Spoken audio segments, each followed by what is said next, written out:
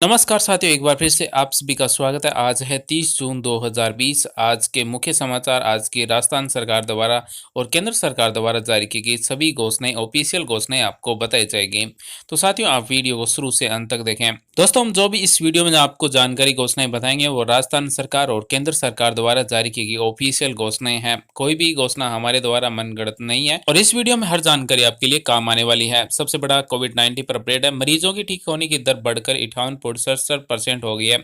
यानी कि ठीक हुए मामले और सक्रिय मामलों के बीच का अंतर है वो बढ़कर 1,11,602 हुआ है। इसके बारे में हम आपको डिटेल में बताएंगे कि 24 घंटे में टोटल भारत में कितने कोरोना पॉजिटिव केस आए हैं, कितनों की डेथ होगी। ये सारी जानकारी हमारे द्वारा आपको डिटेल में बताई जाएगी। 30 जून 2020 का अगला अपडेट है। ग्रामीण क्षेत्रों में श्रद्धालुओं की सीमित संख्या वाले धार्मिक स्थल 1 जुलाई से खुल सकेंगे। जी साथियों, राजस्थान के मुख्यमंत्री ने घोषणा कर दी है कि सीमित संख्या में धार्मिक स्थल वो खुलेंगे। इस 1 जुलाई से खुलने वाले धार्मिक स्थलों के बारे में आपको डिटेल में बताया जाएगा। आगे हम बात करने वाले हैं 30 जून 2020 का अगला बड़ी क्या अपडेट है। कुसुम योजना अंतर्गत सौर ऊर्जा पंप संयंत्र लगाने शुरू। यानी कि कृषि मंत्री ने कहा है कि 7.5 एचपी क्षमता के पहले अनुमोदित सौर ऊर्जा पंप संयंत्र का शुभारंभ किया गया है। इस कुसुम योजना के बारे में आपको डिटेल में बताया जाएगा। आगे हम बात करने वाले हैं केंद्र सरकार द्वारा जारी की गई 30 जून की नई घोषणा। पीएमएफएमई योजना से 35,000 करोड़ रुपए का कुल निवेश होगा। 9 लाख कुशल और अर्ध कुशल रोजगार का सृजन होगा। साथ ही इस योजना से सूचना प्रशिक्षण, बेहतर प्रदर्शन और औपचारिक तक पहुंचे के माध्यम के 8 लाख इकाइयों का लाभ होगा। साथ ही यहाँ पर एक नई योजना की शुरुआत की गई है। पीएमएफएमई योजना की शुरुआत की गई है। इसके दिशा निर्देश जारी किए गए, वो हम आपको डिटेल के माध्यम से बताने वाले हैं। इसका फुल नाम है PM formalisation of micro food processing enterprises. इसके बारे में आपको डिटेल में बताया जाएगा। इस योजना में 35,000 करोड़ रुपए का कुल निवेश होगा और आगे भी वीडियो में हम आपको इसी प्रकार की और नई जानकारी भी देंगे, तो आप वीडियो को शुरू से अंत तक देखें। साथ ही दोस्तों, अगर आपने सब्सक्राइब नहीं किया तो सब्सक्राइब कर लें, बेल आइकन को दबा लें और नोटिफिकेशन सेलेक्ट कर लें। साथ ही इस वीडियो को लाइक करें, सपोर्ट करें, अपने साथियों के साथ भी शेयर करें। साथ दोस्तों, हमें कमेंट करें कि आप जिस भी शहर में रह रहे हैं उस शहर में पेट्रोल और डीजल के प्रति लीटर क्या प्राइस है। भाई दोस्तों, आज की सभी घोषणाओं के बारे में आपको डिटेल में बताते हैं। मुख्यमंत्री श्री अशोक गहलोत ने लॉकडाउन के कारण बंद किए गए ग्रामीण क्षेत्रों के ऐसे धार्मिक एवं उपासना स्थल जिसमें सीमित संख्या में श्रद्धालु आते हैं को 1 जुलाई से खोलने जाने की छूट दे दी है। इन धर्म स्थलों पर सोशल डिस्टेंसिंग सहित कोरोना से बचाव के सभी सुरक्षात्मक उपायों की पालना करना अनिवार्य होगा। यानी कि जो बंद किए गए थे लॉकडाउन में, धार्मिक स्थल हो या फिर उपासन स्थल है, उन सभी को 1 जुलाई से खोलने की छूट दी गई है और ये केवल ग्रामीण क्षेत्रों में की गई है। मुख्यमंत्री ने देश के विभिन्न हिस्सों से राजस्थान आने वाले व्यक्तियों के लिए 14 दिन होम क्वारंटाइन की अनिवार्यता को हटाने के भी निर्देश दे दिए गए। जैसे साथियों, राजस्थान में अब जो भी देश के जो अन्य राज्यों से आएंगे उन व्यक्तियों के लिए 14 दिन के होम क्वारंटाइन की अनिवार्यता वो हटा दी गई है। 14 दिन होम क्वारंटाइन नहीं रहना होगा। श्री गहलोत ने रविवार को मुख्यमंत्री निवास पर कोरोना संक्रमण की स्थिति की समीक्षा बैठक में ये निर्देश दिए गए हैं। उन्होंने कहा कि लॉकडाउन के कारण बंद हुए धार्मिक स्थलों को खोलने के लिए जिला कलेक्टरों की अध्यक्षता में गठित की गई कमेटियों के सुझाव के आधार पर शहरों में सभी और ग्रामीण क्षेत्रों में बड़े धार्मिक स्थलों को फिलहाल नहीं खोला जाए। उन्होंने कहा कि जीवन की सुरक्षा राज्य सरकार के लिए सर्वोपरि है, इसलिए जनहित में अभी ऐसा किया जाना आवश्यक है। तो साथियों, यहाँ पर सीमित संख्या में ग्रामीण क्षेत्रों में धार्मिक एवं उपासना स्थल खोले जा सकते हैं 1 जुलाई 2020 से। वहीं अब अन्य राज्य से आने वाले जो भी व्यक्ति हैं उनके लिए 14 दिन का होम क्वारंटाइन अनिवार्यता है वो हटा दी गई है। अगर कोई रहना चाहे तो रह सकता है, यहाँ पर अनिवार्यता हटा दी गई है। वहीं शहरों के सभी और ग्रामीणों क्षेत्र में बड़े धार्मिक स्थलों को फिलहाल नहीं खोले जाने के निर्देश दिए हैं। वहीं आज की नई बड़ी घोषणा, मुख्यमंत्री ने कहा कि ग्रामीण क्षेत्र में केवल उन्हीं धार्मिक स्थलों को खोलने की अनुमति होगी जहाँ सामान्य दिनों में प्रतिदिन 50 या इससे कम लोग आते हैं।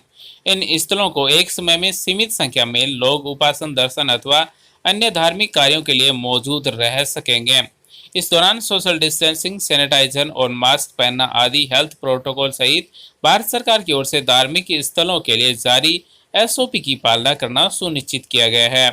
वहीं राजस्थान के मुख्यमंत्री ने कहा कि दूसरे राज्यों से प्रदेश में आने वाले व्यक्तियों के लिए 14 दिन की होम क्वारंटाइन अवधि की अनिवार्यता को हटा दिया गया है, लेकिन ऐसे लोग स्वेच्छा से अपनी आवाजाही को सीमित रखें तथा संक्रमण से बचाव के सभी सुरक्षात्मक उपाय अपनाएं एवं लक्षण होने पर अविलंब जांच करवाकर चिकित्सकीय परामर्श लें। तो साथियों, 1 जुलाई से उन्हीं मंदिरों को, उन्हीं मस्जिदों को, उन्हीं धार्मिक स्थलों को खोलने की परमिशन दी गई है जो प्रतिदिन 50 या फिर इससे कम है वो श्रद्धालु आते हैं।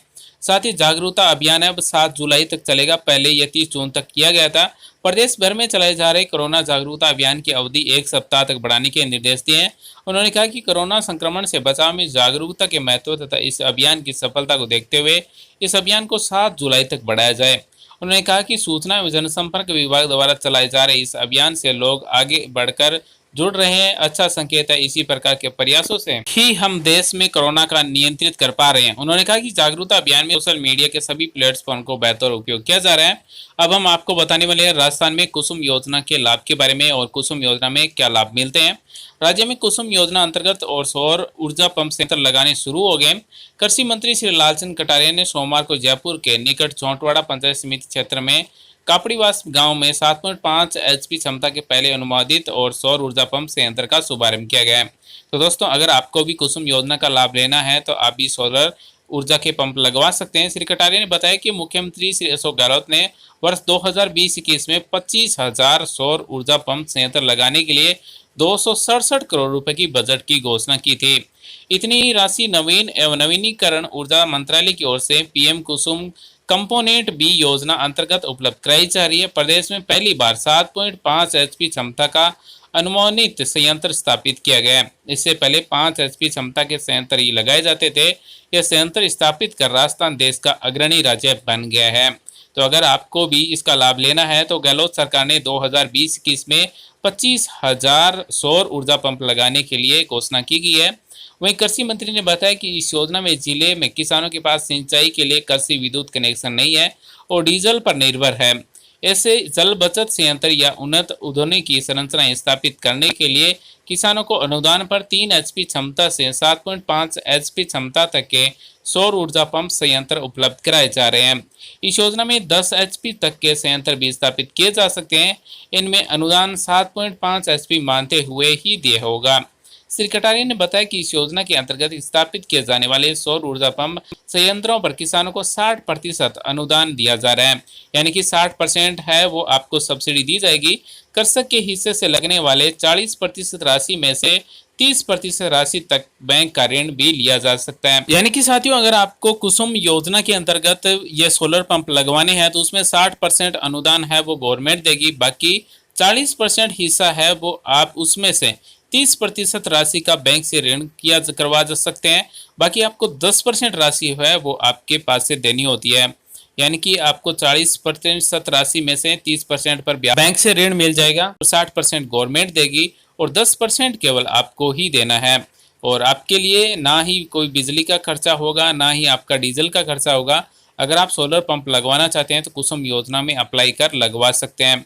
और ये ज़्यादा से ज़्यादा 7.5 एचपी का लग सकता है, हालांकि ये 10 एचपी का भी लगता है। 30 जून 2020 की अगली बड़ी घोषणा केंद्र सरकार द्वारा जारी की गई है। एक नई योजना शुरू की गई है। आत्मनिर्भर भारत अभियान के तहत एक भाग के रूप में PM formalisation of micro food processing enterprises यानी कि PMFME योजना की शुरुआत की है। केंद्रीय मंत्री ने कहा है कि योजना के कुल 35,000 करोड़ रुपए का निवेश होगा और 9 लाख कुशल और अर्ध कुशल रोजगार सर्जित होंगे और सूचना प्रशिक्षण, बेहतर प्रदर्शन और औपचारिकता तक पहुंच के माध्यम से 8 लाख इकाइयों को लाभ होगा। इस अवसर पर योजना के दिशा निर्देश जारी किए गए। हम आपको अभी दिशा निर्देश बताने वाले हैं शॉर्ट में। स्थानीय खाद्य प्रसंस्करण इकाइयों की भूमिका पर प्रकाश डालते हुए केंद्रीय मंत्री ने कहा कि गांव में ग्रामीण उद्यमियों द्वारा निर्मित खाद्य उत्पादों में स्थानीय आबादी को भारतीय खाद्य उत्पादों की आपूर्ति करने की लंबी परंपरा रही है। माननीय प्रधानमंत्री ने 12 मई 2020 को राष्ट्र के नाम अपने संबोधन में स्थानीय इकाई के महत्व और उनकी भूमिका पर जोर दिया है। तो आपको बता दें कि भारत ने भी नई योजना शुरू कर दी है PMFME और इस योजना के अंतर्गत स्वरोजगार मिलेगा। मौजूदा सूक्ष्म खाद्य प्रसंस्करण उद्यमों के उन्नयन के लिए वित्तीय, तकनीकी और व्यावसायिक सहायता प्रदान करने के उद्देश्य से खाद्य प्रसंस्करण उद्योग मंत्रालय यानी कि MOFPI ने अखिल भारतीय स्तर पर एक केंद्र प्रायोजित PM formalisation of micro food processing enterprises PMFME योजना की शुरुआत की है, जिसे 10,000 करोड़ रुपए के परिव्यय के साथ 2020-21 से 2024-25 तक 5 वर्षों की अवधि में लागू किया जाएगा। इस योजना के तहत खर्च केंद्र और राज्य सरकार के बीच 60:40 के अनुपात में, पूर्वोत्तर और हिमालयी राज्यों के साथ 90:10 के अनुपात में, संघ शासित प्रदेशों के साथ 60:40 के अनुपात में और अन्य केंद्र शासित प्रदेशों के लिए केंद्र द्वारा 100% साझा किया गया। यानी कि अगर दूसरे राज्य में जो ये इस योजना का लाभ मिलेगा वो 60% केंद्र का होगा और 40% राज्य सरकार का होगा। वहीं उद्योग मंत्री श्री प्रसादी लाल मीणा ने कहा कि कृषि विभाग के अधिकारी अपने रवैये में सुधार करें तथा पात्र किसानों को सरकारी योजनाओं का लाभ दिलाने के लिए सक्रिय रहकर कार्य करें। ये गहलोत सरकार द्वारा जारी की गई घोषणा है। श्री मैना ने सोमवार को दौसा के उपखंड अधिकारी कार्यालय रामगढ़ पंचवारा में आयोजित कोरोना विशेष जागरूकता अभियान संबंधित बैठक को संबोधित कर रहे थे। उन्होंने कहा कि कृषि विभाग कृषि पर्यवेक्षक अपने अपने मुख्यालय पर नहीं रहते हैं तथा उन्नत कृषि तकनीकी जानकारी समय पर किसानों को नहीं देते हैं। सरकार द्वारा भेजे जाने वाले मिनी किट्स का वितरण भी अपने चयतों के करके भी वितरित करते हैं, इतिश्री कर लेते हैं। उन्होंने मौके पर ही कृषि पर्यवेक्षकों से बाजार के मिनी किट वितरण के बारे में जानकारी चाहिए तो ना तो सही जानकारी दे पाए और ना ही लाभान्वित की लिस्ट के अवगत कराया। इस पर मंत्री ने कहा कि अब पुराना रवैया नहीं चलेगा। साथ ही मैं आपको बताने वाले हैं समर्थन मूल्य के बारे में। प्रदेश में रबी विपणन वर्ष 2014-15 में न्यूनतम समर्थन मूल्य पर 21,55,000 मैट्रिक टन गेहूं की खरीद की गई थी, जबकि इस वर्ष 2020-21 लॉकडाउन अवधि के बावजूद भी विभाग ने केवल 73 दिनों में अभी तक 21,61,000 मैट्रिक टन गेहूं की खरीद कर पिछले वर्षों के रिकॉर्ड को तोड़कर अब तक की सर्वाधिक खरीद माना नया रिकॉर्ड कायम किया है। न्यूनतम समर्थन मूल्य पर गेहूं की खरीद में गत वर्ष की अपेक्षा इस वर्ष कम समय मिला है। प्रदेश में लगभग 2,12,000 किसानों को लाभान्वित कर अभी तक 4,160 करोड़ रुपए के गेहूं की खरीद की जा चुकी है। वहीं खाद्य एवं नागरिक आपूर्ति मंत्री श्री रमेश चंद्र मीणा ने बताया कि गत वर्ष रोजाना गेहूं की औसत खरीद 13,187 मैट्रिक टन थी, जबकि इस वर्ष 29,605 मैट्रिक टन गेहूं प्रतिदिन खरीद की गई, जो पिछले वर्ष से 2.5 गुना अधिक है। अब हम आपको कोविड-19 से जुड़ी हुई रोकथाम से संबंधित एक नई घोषणा बताते हैं। नियंत्रण और प्रबंधन के लिए उठाए गए वर्गीकृत समय से पूर्व और सक्रिय कदमों के कारण उत्साहजनक परिणाम दिखाई दे रहे हैं। वहीं आज ठीक हुए मामले और सक्रिय मामलों के बीच का अंतर बढ़कर 1,11,602 हो चुका है। अब तक कोविड-19 के 3,21,722 रोगियों को ठीक किया जा चुका है। मरीजों के ठीक होने की दर में लगातार सुधार हो रहा है। कोविड-19 रोगियों की यह रिकवरी दर आज बढ़कर 58.67% हो गई है। वहीं पिछले 24 घंटे के दौरान कुल 12,010 कोविड-19 के रोगी ठीक हो चुके हैं। वर्तमान समय में कुल 2,10,120 सक्रिय मामले हैं और सभी सक्रिय मामले चिकित्सीय निगरानी के अंतर्गत हैं। वहीं कोविड-19 का परीक्षण करने के लिए नैदानिक प्रयोगशालाओं के बढ़ते नेटवर्क के साथ भारत में अब प्रयोगशालाओं की संख्या बढ़कर 1,047 हो गई है। इससे सरकारी क्षेत्र में 760 और 287 निजी प्रयोगशालाएं शामिल हैं। पिछले 24 घंटे में जिन 11 प्रयोगशालाओं को शामिल किया गया है उनमें सभी सरकार द्वारा संचालित है। वहीं हम आपको बता दें कि आज के इंडियन ऑयल की वेबसाइट के अनुसार आज देश की राजधानी दिल्ली में पेट्रोल की कीमत 80 रुपए 43 पैसे प्रति लीटर। वहीं आर्थिक राजधानी मुंबई में पेट्रोल 87 रुपए 19 रुपए प्रति लीटर मिल रहा है। बता दें कोलकाता तो यहाँ 1 लीटर पेट्रोल के लिए आपको 82 रुपए 10 पैसे चुकाने होंगे, जबकि चेन्नई में पेट्रोल 83 रुपए 63 रुपए प्रति लीटर होगा। वही डीजल की हम बात करें तो इसी दिल्ली में आज डीजल 80 रुपए 53 पैसे प्रति लीटर बेचा जा रहा है। वहीं मुंबई में डीजल की कीमत 78 रुपए 83 पैसे प्रति लीटर हो गई। कोलकाता में आपको बता दें कि 1 लीटर डीजल के लिए आपको 75 रुपए 64 पैसे चुकाने होंगे, तो जबकि चेन्नई में 1 लीटर डीजल के लिए 77 रुपए 72 पैसे चुकाने होंगे। वहीं आगे हम बात करें मौसम विभाग के बारे में तो देश के कुछ इलाकों में भारी बारिश होने की संभावना है। वहीं राजस्थान के कुछ जिलों में तेज हवाएं चलने की भी संभावना है।